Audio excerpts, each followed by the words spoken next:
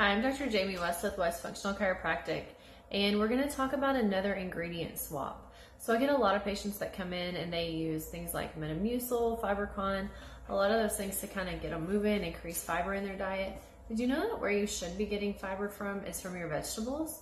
So vegetables have tons of fiber in them.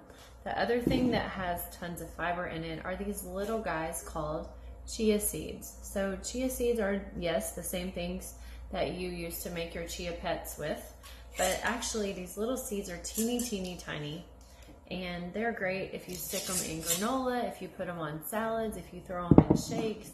You can even make chia seed pudding with them. They have a ton of fiber, they're full of antioxidants, and they are so good for you. A lot of runners will even grab some and throw them in a water bottle because they have some protein in them and they kind of keep them going in those races, keep them hydrated, give them a lot of the things that they need.